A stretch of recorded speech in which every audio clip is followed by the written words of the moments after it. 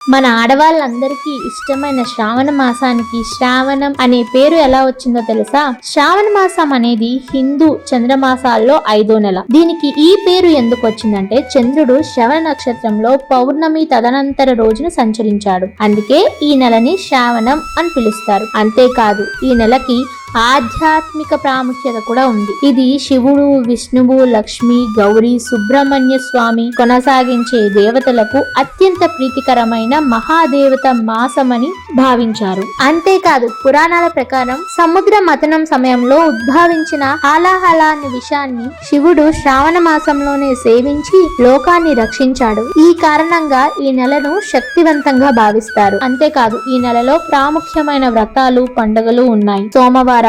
ప్రతి సోమవారం శివారాధన చేస్తారు. ఈ మాసపు శివ పూజ ఎంతో శుభకరమైనది. మంగళ గౌరి వ్రతం.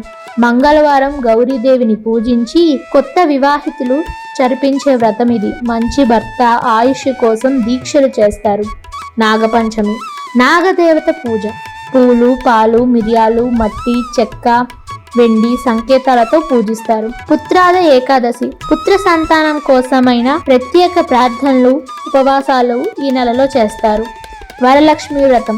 పౌర్ణమికి ముందు వచ్చే శుక్రవారం మహిళలు వరలక్ష్మి వ్రతం చేస్తారు. ఇది ఆరోగ్య, శుభం, ఐశ్వర్యం కోసం విశిష్టంగా భావిస్తారు. రాఖీ పౌర్ణమి, కృష్ణాష్టమి.